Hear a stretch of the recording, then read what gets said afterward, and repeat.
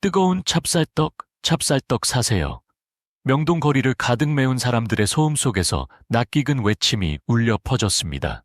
30년이 넘도록 이 골목길을 지켜온 그 목소리의 주인공은 바로 김 할머니였습니다.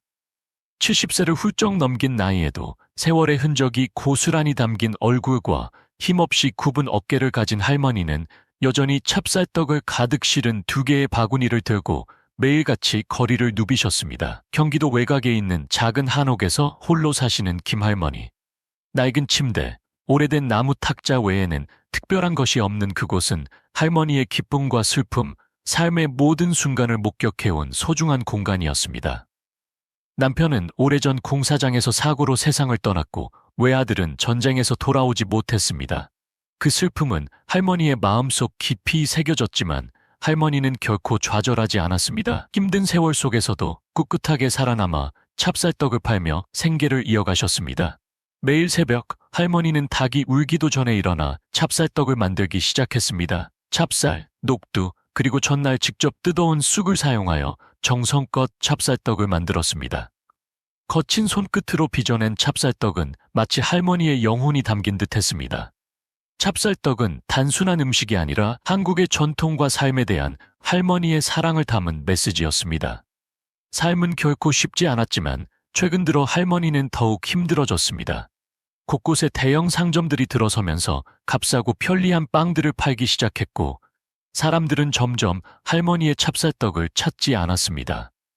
하루하루 할머니가 버는 돈은 줄어들고 어떤 날은 아침 내내 거리를 돌아다녀도 겨우 10개 남짓의 찹쌀떡을 팔 수 있었습니다. 재료비를 제하면 할머니가 생활비로 쓸 수 있는 돈은 거의 없었습니다.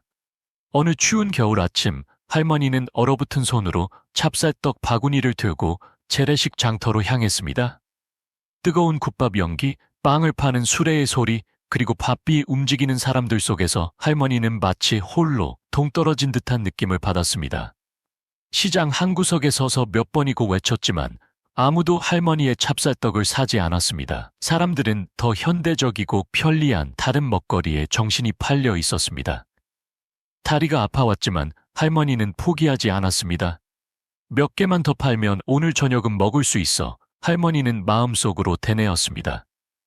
해가 높이 떠오르고 시장이 더욱 붐비기 시작할 때 할머니는 구석에 쭈그리고 앉은 작은 아이를 발견했습니다. 10살쯤 되어 보이는 아이는 더럽혀진 얼굴에 걱정으로 가득 찬 눈빛을 하고 있었습니다. 찢어진 옷을 입고 맨발로 추위에 떨고 있는 아이의 손에는 얇은 천 가방만이 들려 있을 뿐이었습니다. 할머니가 조심스럽게 다가가자 아이는 두려움에 가득 찬 눈으로 뒷걸음질 쳤습니다. 무서워하지 마. 할머니는 최대한 부드러운 목소리로 말했습니다. 배고프니? 이 찹쌀떡 하나 줄게. 아이는 대답 없이 고개를 숙였지만 할머니의 손에 들린 찹쌀떡에서 눈을 떼지 못했습니다. 할머니는 망설임 없이 바구니 뚜껑을 열고 따뜻한 찹쌀떡을 아이의 손에 쥐어주었습니다. 먹어, 괜찮아, 할머니가 말했습니다. 아이는 잠시 망설이다가 허겁지겁 찹쌀떡을 먹기 시작했습니다. 마치 오랫동안 제대로 된 음식을 먹지 못한 사람처럼 보였습니다. 할머니는 그런 아이를 조용히 바라보며 가슴 아파했습니다. 이름이 뭐니? 할머니가 물었지만 아이는 입을 오물거리며 고개를 저을 뿐이었습니다. 할머니는 아이 옆에 쪼그려 앉아 기다렸습니다. 마침내 찹쌀떡을 다 먹은 아이는 할머니를 올려다보며 조용히 말했습니다. 저는 민준이에요. 집에 갈 곳이 없어요. 그 말에 할머니는 마치 심장이 꽉 막히는 듯했습니다. 할머니는 죽은 아들을 떠올렸습니다. 어렸을 적 아들의 눈빛, 그리고 아들이 할머니에게 가져다 주었던 순수한 기쁨을 생각했습니다. 그 순간 할머니는 낯선 아이에게 강한 동질감을 느꼈습니다. 나랑 같이 살래? 할머니가 떨리는 목소리로 물었습니다. 집은 작지만 네가 있을 공간은 있어. 아이는 놀라고 머뭇거렸지만 눈에는 희망이 희미하게 빛났습니다. 정말요? 아이가 떨리는 목소리로 물었습니다. 그럼 가자, 우리 집으로. 할머니는 자리에서 일어나 아이의 손을 잡았습니다. 아이는 더 이상 저항하지 않았고 둘은 조용히 경기도 외곽에 있는 작은 한옥으로 향했습니다. 할머니의 마음속에는 마치 새로운 삶이 시작되려는 듯 희미한 빛이 감돌았습니다. 김할머니의 한옥은 좁은 골목길 옆에 자리 잡고 있었습니다. 햇빛이 잘 들지 않고 길거리 소음은 멀리 떨어진 듯한 곳이었습니다. 할머니는 민준이를 집으로 데려갔습니다. 마음속에는 수많은 감정이 뒤섞여 있었습니다. 아이는 천천히 발을 들여놓으며 커다란 눈으로 집안을 둘러보았습니다. 이곳이 자신의 새로운 보금자리가 될 것이라는 사실이 믿기지 않는 듯했습니다. 비록 가난했지만 이 한옥은 민준이가 떠돌이 생활 동안 느끼지 못했던 특별한 따뜻함을 가지고 있었습니다. 여기 앉아 있어. 할머니는 낡은 나무 의자를 가리키며 말했습니다. 따뜻한 거 좀 해줄게. 민준이는 고개를 끄덕였지만 여전히 불안한 눈빛으로 할머니를 바라봤습니다. 마치 언제든 쫓겨날 수 있다는 듯 두려워했습니다. 할머니는 손에 잡히는 대로 음식을 준비했습니다. 쌀 한 줌, 고구마 몇 개, 그리고 삶은 나물이 전부였습니다. 할머니는 끓어오르는 밥솥을 보다가 가진 것이 별로 없다는 사실을 깨달았습니다. 하지만 할머니는 미소를 지으며 마음속으로 말했습니다. 입 하나 더 늘었다고 큰일 나는 건 아니잖아. 내가 이 험한 세상 속에서 살아남았는데 아이 하나 못 돌봐주겠어? 밥상이 차려지자 민준이는 아무 말 없이 고개를 숙였습니다. 아이는 조심스럽게 음식을 먹었습니다. 마치 다른 사람에게 폐를 끼치지 않으려는 듯 보였습니다. 할머니는 그런 아이를 바라보며 안타까워했습니다. 이 아이는 말로 다 할 수 없는 슬픔을 겪겠구나. 식사를 마친 민준이는 할머니를 조심스럽게 바라봤습니다. 할머니, 저 때문에 할머니가 힘들게 될까봐 무섭지 않으세요? 아이가 작은 목소리로 물었습니다. 할머니는 미소 지으며 따뜻한 눈빛으로 민준이를 바라봤습니다. 누구든 처음부터 말썽꾼으로 태어나진 않아. 민준아, 네가 머물 곳이 필요하면 언제든 우리 집 문은 열려 있어. 그 말에 민준이는 감동했습니다. 태어나 처음으로 누군가가 자신을 진심으로 걱정해주는 듯한 느낌을 받았습니다. 잠시 침묵한 후 아이는 자신의 이야기를 꺼내놓았습니다. 민준이는 시골 가난한 집에서 태어났습니다. 어머니는 일찍 돌아가셨고 민준이는 술에 중독된 아버지와 함께 살았습니다. 아버지는 자주 민준이를 때리고 학대했고 그 고통을 피해 민준이는 집을 나와 길거리를 헤맸습니다. 어느 날 아버지는 빚을 피해 집을 나가버렸고 민준이는 텅 빈 집에서 홀로 남겨졌습니다. 갈 곳을 알지 못한 채 민준이는 도시로 향했습니다. 일을 해서 먹고 살 수 있기를 바랐지만 현실은 냉혹했습니다. 나쁜 사람들에게 이용당하고 힘든 일을 하면서 겨우 끼니를 때울 뿐이었습니다. 이렇게 살고 싶지 않아요. 아이가 눈물을 흘리며 말했습니다. 하지만 어디로 가야 할지 모르겠어요. 그 말에 할머니는 눈물을 참을 수 없었습니다. 할머니는 민준이의 눈에서 자신의 아들의 모습을 보았습니다. 외로움과 두려움, 그리고 상실감을 느꼈습니다. 할머니는 아이의 어깨를 가볍게 두드렸습니다. 이제부터는 아무것도 두려워할 필요 없어. 여기서 나랑 같이 지내자. 알았지? 민준이는 놀랍고 감사한 눈빛으로 할머니를 올려다보았습니다. 정말요? 제가 여기서 지내도 돼요? 그럼 앞으로 너는 혼자 헤매지 않아도 돼. 할머니가 단호하게 대답했습니다. 할머니와 함께 살기 시작하면서 민준이는 새로운 생활에 익숙해지기 시작했습니다. 할머니를 도와 찹쌀떡을 만들고 장터에 나가 찹쌀떡을 팔고 손님을 대하는 방법을 배웠습니다. 처음에는 서툴렀지만 할머니의 친절한 가르침 덕분에 민준이는 점차 익숙해졌습니다. 두 사람은 함께 일할 뿐만 아니라 서로 일상적인 이야기들을 나누며 소소한 기쁨을 함께 했고 그 덕분에 한옥집은 더욱 활기차게 변했습니다. 하지만 삶은 결코 쉽지 않았습니다. 어느 날 오후 할머니와 민준이가 장터에서 찹쌀떡을 팔고 있을 때 불량배 무리가 나타났습니다. 그들은 민준이를 쏘아보며 가까이 다가왔습니다. 어이 꼬마, 멀리 도망갔었구나? 불량배 중 한 명이 위협적인 목소리로 말했습니다. 도망치면 끝인 줄 알았어? 네 아버지 빚은 네가 갚아야지. 민준이는 얼굴이 하얗게 질려 할머니 뒤로 숨었습니다. 저는 그 사람들한테 빚진 거 없어요. 아이는 떨리는 목소리로 말했습니다. 할머니는 민준이와 불량배 무리 사이에 서서 아이를 보호했습니다. 어린아이를 괴롭히는 게 부끄럽지도 않으세요? 할머니는 단호한 목소리로 말했습니다. 빚은 그 아이 아버지가 졌으니 그 사람에게 가서 갚으라고 하세요. 불량배들은 비웃었습니다. 이 할망구 사정을 모르나 보네. 이 녀석이 그 자식 아들이니 빚을 대신 갚아야지. 불량배 중 한 명이 할머니를 밀치려 하자 할머니는 물러서지 않았습니다. 너희들이 싸움을 걸고 싶으면 어디 해봐. 하지만 그 전에 결과를 생각해봐. 할머니의 강경한 태도에 불량배들은 잠시 주춤했습니다. 결국 그들은 위협적인 말을 남기고 떠났습니다. 언제든 다시 돌아올 거다. 다 끝난 게 아니라고. 그 일이 있은 후 할머니는 민준이가 계속 위협에 시달리게 해서는 안 된다고 생각했습니다. 그래서 집안에 있는 몇 안 되는 귀중한 물건들을 팔아 민준이의 아버지 빚을 대신 갚았습니다. 비록 소중한 것을 잃었지만 할머니는 마음이 편안했습니다. 네가 안전하면 난 아무것도 아깝지 않아. 할머니는 민준이에게 말했습니다. 민준이는 눈물을 글썽이며 할머니 앞에 무릎을 꿇었습니다. 할머니, 제가 어떻게 할머니께 감사드려야 할지 모르겠어요. 할머니 실망시키지 않도록 최선을 다할게요. 네가 잘 사는 것만으로도 충분해. 할머니는 아이의 머리를 쓰다듬으며 말했습니다. 두 사람은 작은 한옥집에서 서로를 끌어안았습니다. 그리고 그때부터 두 사람의 삶은 새로운 장을 맞이했습니다. 도전과 시련이 있었지만 그 안에는 따뜻한 인간미가 가득했습니다. 그날 이후 민준이는 김할머니 삶의 일부가 되었습니다. 매일 아침 두 사람은 일찍 일어나 찹쌀떡을 만들고 장터로 향했습니다. 민준이는 아직 어려서 찹쌀떡 바구니를 들고 다니기에는 힘겨웠지만 할머니를 도와 찹쌀떡을 팔고 돈을 계산하는 일에 익숙해졌습니다.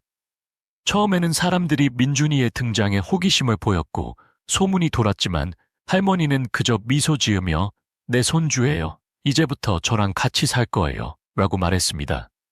가난한 삶이었지만 민준이의 존재는 할머니가 잊고 있었던 기쁨을 되찾아 주었습니다.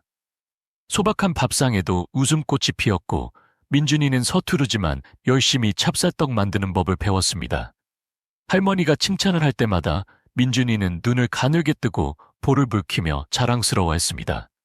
할머니, 나중에 할머니 더 많이 도울 수 있도록 열심히 배울 거예요. 아이의 눈빛은 굳은 결의로 가득했습니다. 새로운 생활이 결코 쉽지는 않았습니다.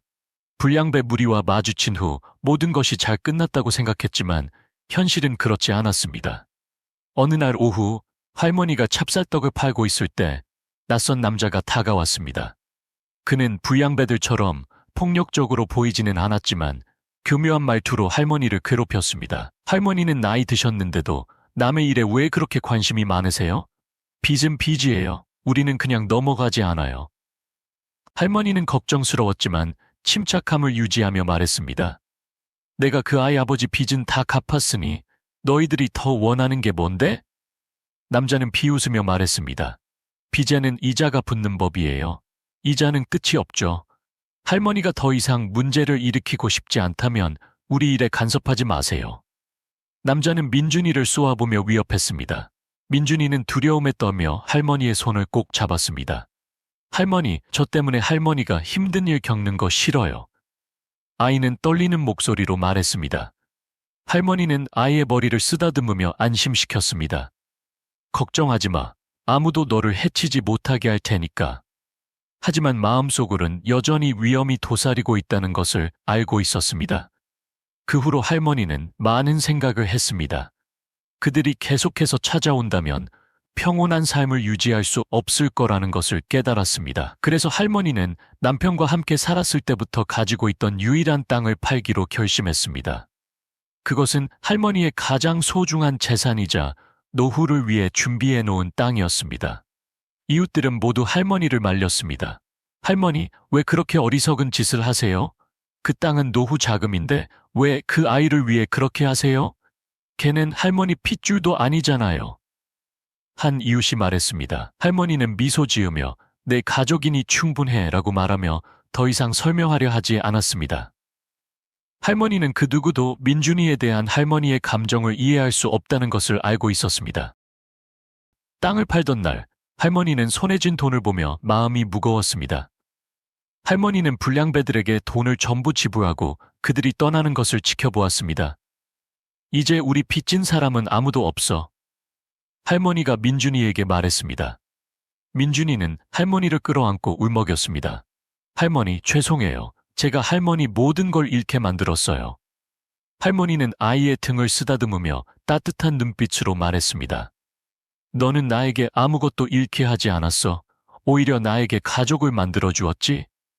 그 후 삶은 더 고단해졌지만 두 사람 사이의 사랑은 더욱 깊어졌습니다. 민준이는 할머니를 돕기 위해 열심히 일하고 찹쌀떡 만드는 법을 배우며 노력했습니다. 할머니가 잘한다라고 칭찬해 줄 때마다 민준이는 눈웃음을 지으며 기뻐했습니다. 나중에 할머니 더 많이 도와드릴게요 라고 아이는 다짐했습니다. 하지만 할머니의 건강은 점점 나빠지기 시작했습니다. 추운 겨울에는 기침이 끊이지 않았지만 민준이가 걱정하지 않도록 애썼습니다. 민준이가 물어볼 때마다 할머니는 나는 늙었으니까 아픈 건 당연한 거야 라고 말했습니다. 민준이는 뭔가가 잘못되었다는 것을 느꼈지만 할머니를 돌보는 것 외에는 아무것도 할 수 없었습니다. 그래서 그는 자신이 찹쌀떡을 들고 장터에 나가기 시작했습니다. 비록 작은 어깨가 바구니의 무게를 감당하기 힘들었지만 할머니가 더 이상 걱정하지 않게 하겠어라고 마음속으로 되뇌었습니다. 어느 추운 겨울 아침 할머니가 찹쌀떡을 팔고 있을 때 민준이는 할머니가 평소와 다르다는 것을 느꼈습니다. 할머니 얼굴은 창백했고 계속 가슴을 움켜쥐고 있었습니다. 할머니, 아프세요? 우리 집에 가요. 민준이는 걱정스러운 목소리로 말했습니다. 괜찮아, 버틸 수 있어. 할머니가 말했지만 힘없는 목소리에서는 고통을 감출 수 없었습니다. 점심시간이 되어 시장이 한산해질 무렵 할머니는 갑자기 주저앉으며 바구니를 잡았습니다. 할머니, 민준이는 소리치며 할머니에게 달려갔습니다. 할머니의 얼굴은 창백했고 눈은 감겨 있었으며 숨은 가빴습니다. 주변 사람들이 재빨리 몰려왔습니다. 할머니 쓰러지셨어. 어서 병원에 모셔가자. 한 사람이 소리쳤습니다. 다른 사람은 민준이를 도와 할머니를 리어카에 태워 가장 가까운 병원으로 향했습니다. 병원에서 의사는 할머니가 과로와 건강관리 소홀로 인해 심장 기능이 급격히 악화되었다고 말했습니다. 치료를 받지 못하면 위험해질 수 있다고 했습니다. 그 말을 들은 민준이는 세상이 무너지는 듯한 기분이었습니다. 돈이 없어 병원비를 낼 수도 없었고 이 상황에서 어떻게 해야 할지 몰랐습니다. 할머니를 잃을 수 없어. 민준이는 울먹이며 중얼거렸습니다. 그는 급히 장터 사람들에게 돈을 빌리러 다녔지만 간신히 마련한 돈으로는 병원비를 감당하기에 턱없이 부족했습니다. 할머니가 눈을 떴을 때 할머니의 눈에는 눈물로 얼룩진 민준이의 얼굴이 보였습니다. 괜찮아. 할머니는 힘없는 목소리로 아이를 안심시키려 했습니다. 너무 걱정하지 마. 나는 오래 살았으니까 후회는 없어. 아니에요. 할머니는 살아야 해요. 할머니를 잃을 수 없어요. 민준이는 할머니의 손을 꼭 잡으며 말했습니다. 아이는 그 어느 때보다도 무력감을 느꼈습니다. 모든 희망이 사라진 듯 했을 때 중년의 남자가 병실 문 앞에 나타났습니다. 말끔한 양복을 입고 온화하지만 엄숙한 얼굴을 한 남자였습니다. 꼬마야, 할머니 가족이니? 남자가 물었습니다. 네, 할머니 손주예요. 민준은 당황하며 말했습니다. 남자가 누구인지 알지 못했습니다. 남자는 침대로 다가가 할머니를 잠시 바라보더니 민준이에게 몸을 돌렸습니다. 나는 옛날에 할머니 도움을 많이 받았던 사람이야. 할머니가 아니었더라면 나는 오늘까지 살아남지 못했을 거야. 이제 내가 그 은혜를 갚고 싶다. 민준이는 놀라움에 가득 찬 눈으로 그 남자를 바라보았습니다.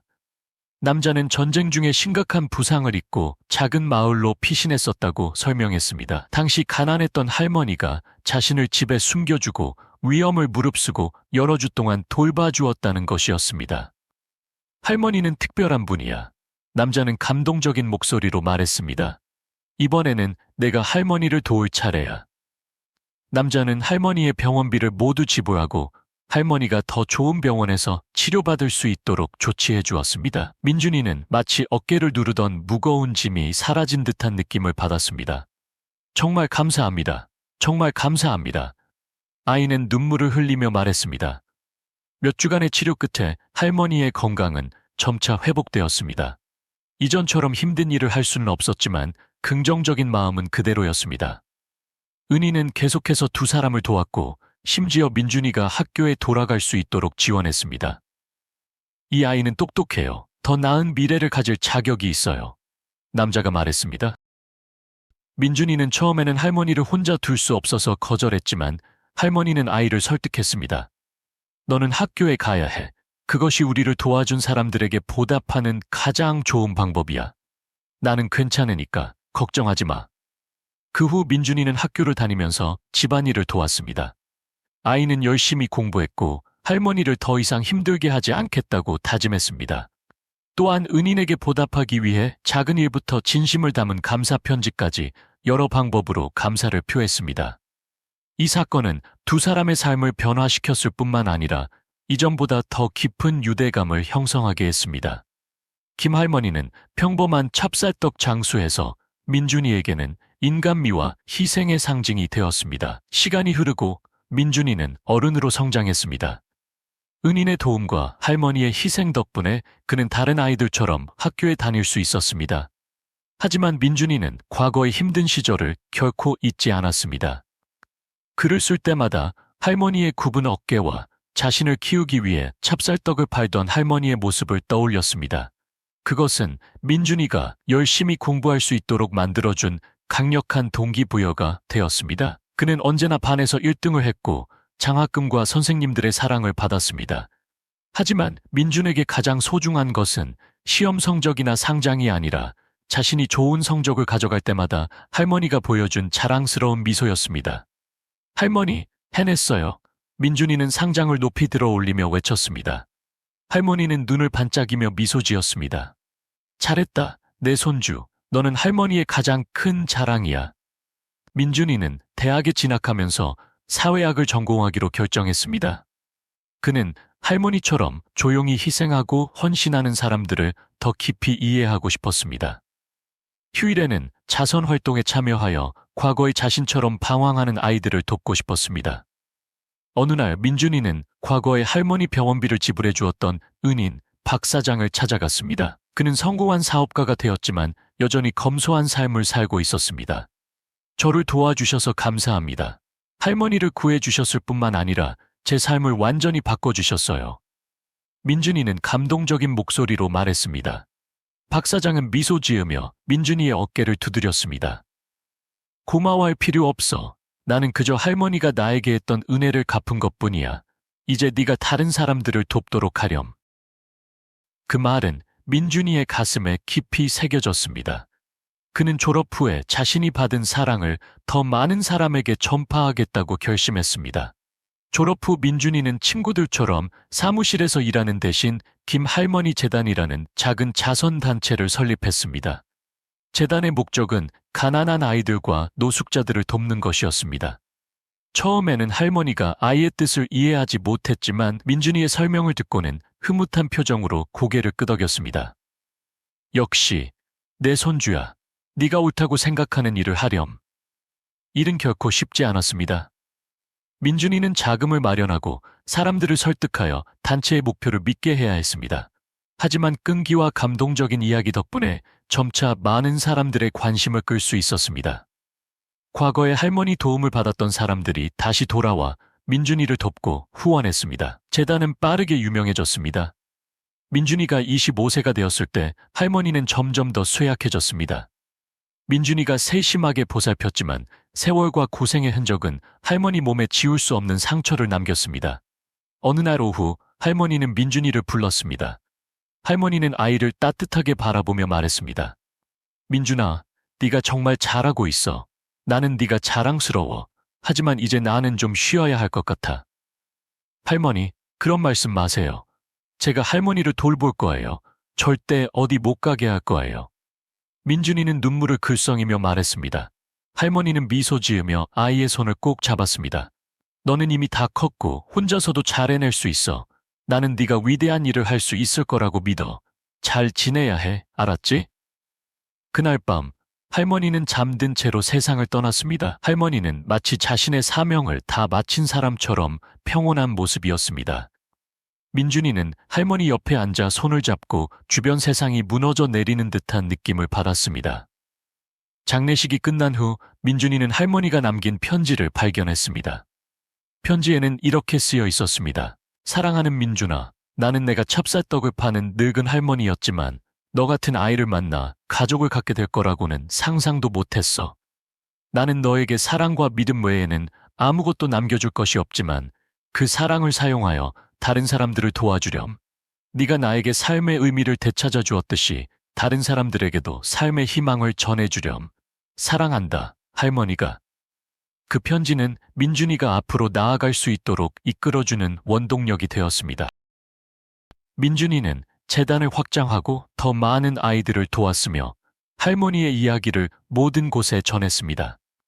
할머니가 돌아가신 후에도 민준이는 사랑과 감사하는 마음으로 자신의 일을 계속했습니다. 할머니 이야기는 민준이에게만 남은 것이 아니라 주변 사람들의 영감을 일깨워주는 이야기가 되었습니다. 민준이는 찹쌀떡을 팔았던 할머니의 삶, 자신을 구원해준 이야기, 그리고 더 나은 삶을 주고자 했던 할머니의 희생을 담은 책을 쓰기 시작했습니다. 찹쌀떡과 사랑이라는 제목의 책은 빠르게 베스트셀러가 되었고 많은 사람들의 관심을 끌었습니다.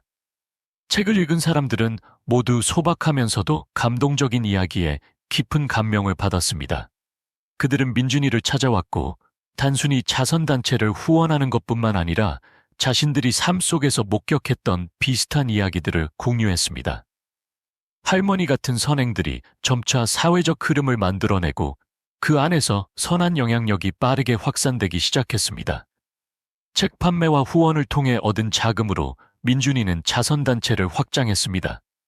그는 노숙자 아이들을 위한 센터를 설립하여 아이들에게 거처, 교육, 그리고 일자리를 제공했습니다. 민준이는 센터의 이름을 김할머니 찹쌀떡집이라고 지었습니다. 그 이름은 할머니의 사랑과 희생을 상징했습니다. 매일 아이들이 센터에서 웃으며 뛰어노는 모습을 보면서 민준이는 할머니를 떠올렸고 할머니가 여전히 자신이 하는 일에 함께하고 있다고 느꼈습니다. 할머니, 우리는 할머니가 바라던 것 이상으로 해내고 있어요.